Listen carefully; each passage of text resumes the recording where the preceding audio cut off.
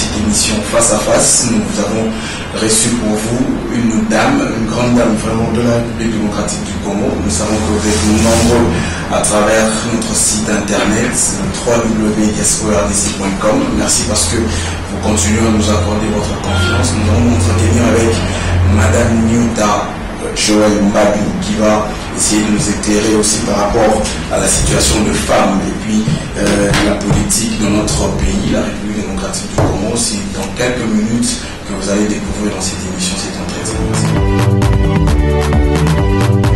Je suis la présidente des femmes de mon parti d'abord. Je suis la présidente de la Ligue des femmes de l'Union des Congolais pour le progrès.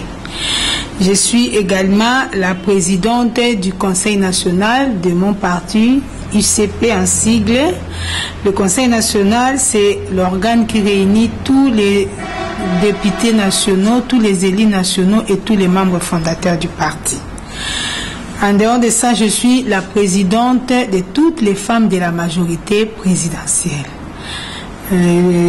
Dans un autre aspect, je suis la dirigeante ou bien le directeur général de la Caisse de la Solidarité Nationale, qui est une structure de mobilisation de fonds en faveur des victimes de guerre et des catastrophes naturelles. Voilà, en fait, en gros. Et puis, je suis femme au foyer, mère et tout ça. Épouse de M. Mbadou, Makeke Titi. Bon, notre objectif principal, c'est d'abord de soutenir les actions du chef de l'État, qui est notre autorité morale. Et ensuite, il y a notre objectif qui est de rendre effective la parité qui est consacrée dans la Constitution de notre pays, en son article 14. Comme vous le savez, il y a toujours un trou entre les écrits et les faits réels. Notre Constitution consacre la parité homme-femme, c'est-à-dire qu'on devait avoir dans les postes de prise de décision, on devait avoir une occupation à raison de 50% pour tous les deux sexes. Mais malheureusement, ce n'est pas encore vraiment effectif. C'est pour ça que nous avons créé ce collectif pour mettre les femmes ensemble, afin de voir quelles sont les stratégies que nous pouvons mettre pour pouvoir rendre effectivement cette parité réelle. Et le travail est très dur, mais nous pensons que nous sommes déjà en train de voir quelques résultats. Et comme c'est une année électorale dans notre pays, nous espérons que les femmes ne vont pas simplement se présenter aux élections, mais elles vont gagner les élections. 12 juillet 2012. Oui, parce que nous y mettons vraiment tout ce qui est... Donc, on ne ménage aucun effort. Nous allons... La parité, il ne faut pas la voir seulement au niveau des grandes villes, hein. Quand nous faisons nos sensibilisations, parce que nous avons opté pour la sensibilisation de proximité. Et chaque fois que nous faisons nos sensibilisations, surtout celles de proximité, nous allons dans les fins fonds, à l'intérieur du pays, là où les véhicules n'arrivent pas, on prend la pirogue, on rencontre des femmes à Bassankoussou, on rencontre des femmes à Bandundu, à Massimanimba, partout on est présente avec les femmes pour leur parler. Parce que vous savez, les élections que nous aurons cette année, ce sont des élections locales. Et c'est une matière, entre guillemets, nouvelle. Il fallait d'abord expliquer le pouvoir local, c'est quoi? C'est quoi un conseiller local? Une assemblée locale, ça sert à quoi? C'est quoi un exécutif local? Donc, c'est un petit gouvernement au niveau du secteur. Et les femmes qui sont à ce niveau-là n'avaient pas l'information. Parce qu'on a beau parler à la télévision, c'est pas tout le monde qui a l'accès à la télévision. Parce qu'il y a des problèmes de courant et il y a même des problèmes, des manques même de cette télévision-là. Nous qui sommes dans des grandes villes, on ne peut pas s'en rendre compte. Mais quand on va au village, on se rend compte qu'il y a des gens qui sont en retard de l'information même de 10 ans. C'est pour ça, à notre retour, après cette tournée de la République du Congo profond, si je peux dire, nous avons entamé des démarches pour demander à la CENI de ne pas, donc, de ne pas avoir le même critère d'éligibilité dans des grandes villes comme dans les secteurs. Parce qu'il y a des secteurs qui n'ont pas d'école. Il y a des territoires même, tout un territoire qui peut avoir 6 ou 7 secteurs, mais qui n'a pas d'école. Il y a d'abord cet aspect-là de la distance. Il faut faire des longues distances pour atteindre une école.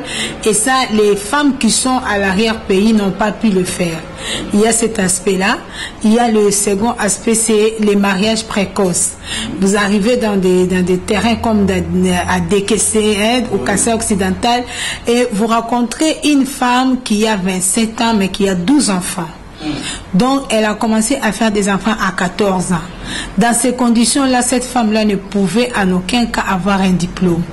Alors, nous avons demandé s'il y avait moyen d'avoir des critères d'éligibilité différents, que les femmes qui sont dans les grandes villes aient leurs critères d'éligibilité et celles qui sont à l'arrière-pays. Ce ne sont pas les diplômes qui dirigent et qui font bien le travail. Et on a connu des professeurs, ministres et tout ça. Je ne veux pas citer des noms de gens, mais on s'est quand même rendu compte qu'ils étaient plus pervers.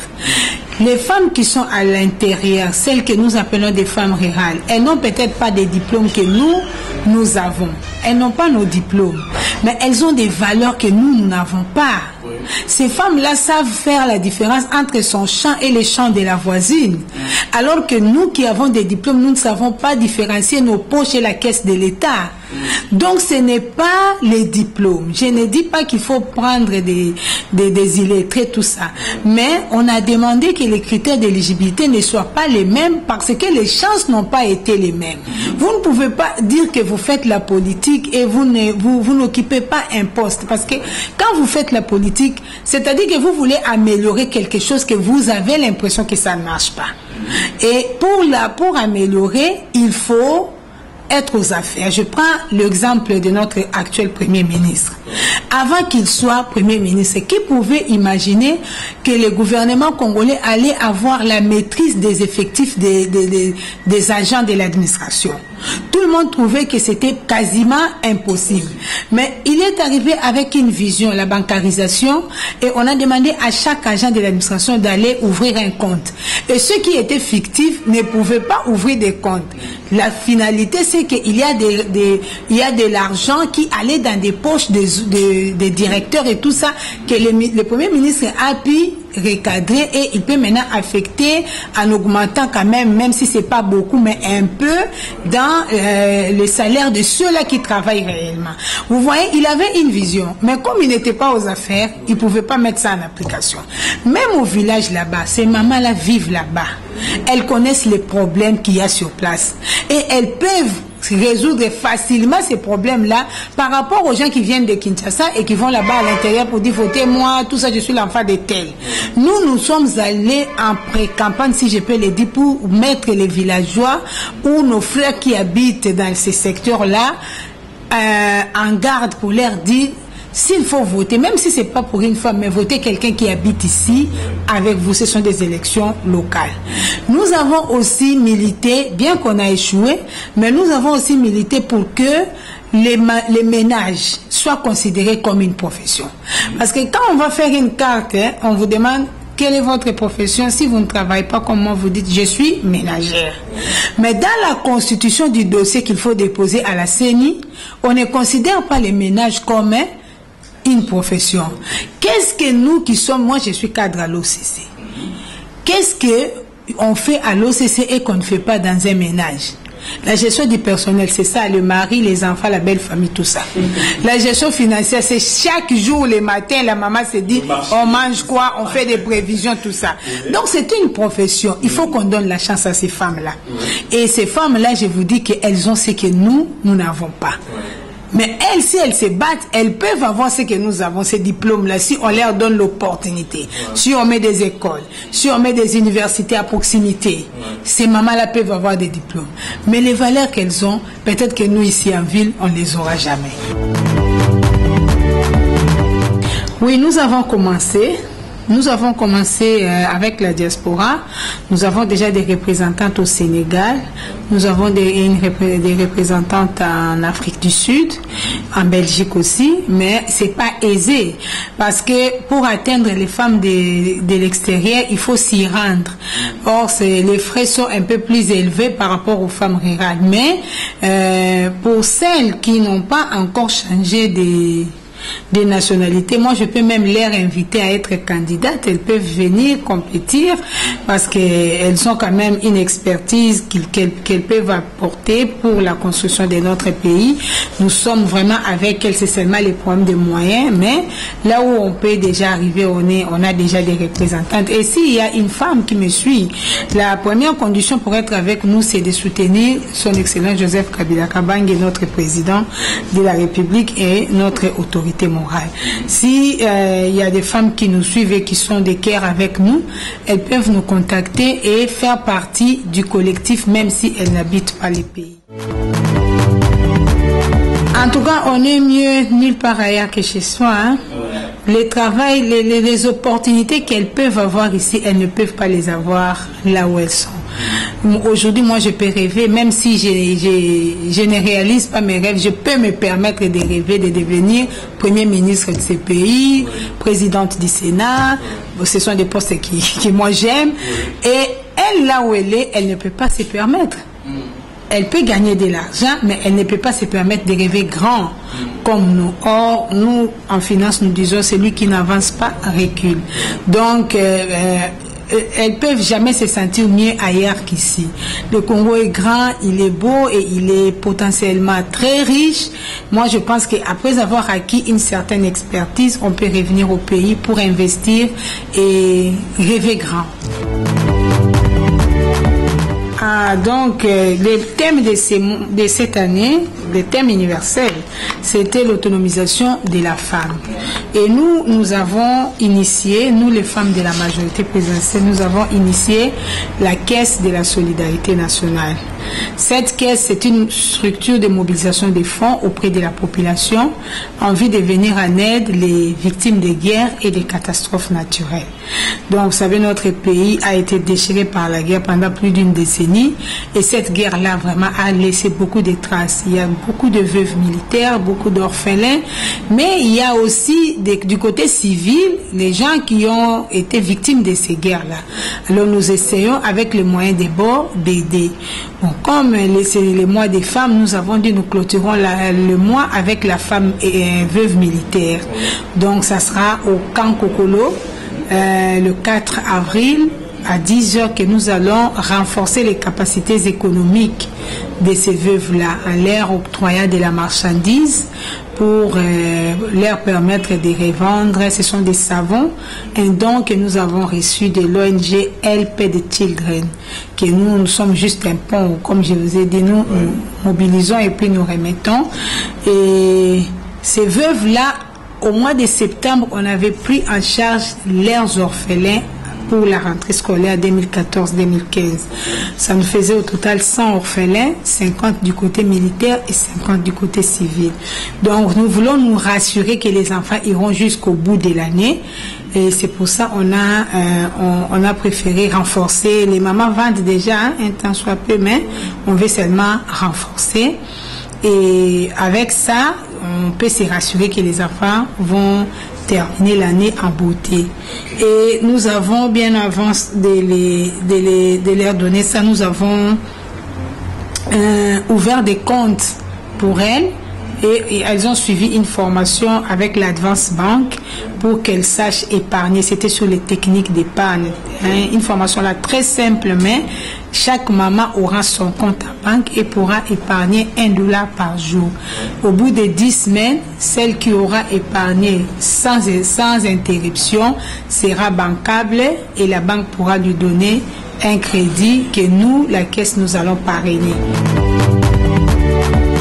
Les 081 26 42 559. C'est ça mon numéro 081 26 42 559. Et pour ceux qui veulent aider les autres à travers nous, nous avons un compte dans toutes les banques de la place, Rabobank, BIAC, MB, ils peuvent toujours... Le compte est intitulé Caisse de la Solidarité Nationale. Voilà, en fait, sur le net, c'est peut-être ma boîte email. La boîte de la caisse aussi existe. Donc, Caisse Solidarité, c'est Solidarité sans accent, @gmail. Voilà, nous sommes sur Gmail. Je demande seulement à toutes les femmes de se battre, de ne pas se lasser, de ne pas se fatiguer. La parité, c'est pas un cadeau. La parité aussi, c'est pas l'égalité des sexes, il faut qu'on le dise. La parité, c'est l'égalité des chances, parce qu'il y a des femmes aussi qui vont à des dérapages en dérapage pour dire qu'on est devenu égaux. La femme ne sera jamais l'égale à l'homme. Et nous, en tant qu'Africaines, nous sommes dotés, donc nos maris sont nos chefs parce qu'ils payent pour nous avoir. Mais il faut se battre au niveau de la tête. Je demanderai aussi à toutes les mamans d'être vraiment équitables dans le traitement des de nos enfants, que ce soit une fille ou un garçon, parce que la discrimination commence aussi à ce niveau-là.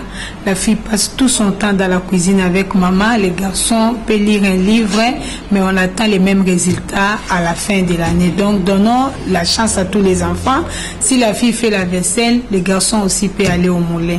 Et bien voilà, comme vous venez de suivre, c'était l'entretien que nous avait accordé Madame Joëlle Nyota Mbadou pour bien sûr essayer de nous éclairer sur la situation des femmes congolaises. Vous qui êtes à l'étranger aussi, n'hésitez pas, s'il faudra que vous fassiez quelque chose d'important pour bien sûr vos compatriotes qui sont ici en République démocratique du Congo, faites-les rapidement à travers les coordonnées qu'elle vous a données. Bien sûr, nous vous remercions parce que vous avez continué à nous donner votre confiance pour vous proposer de telles émissions.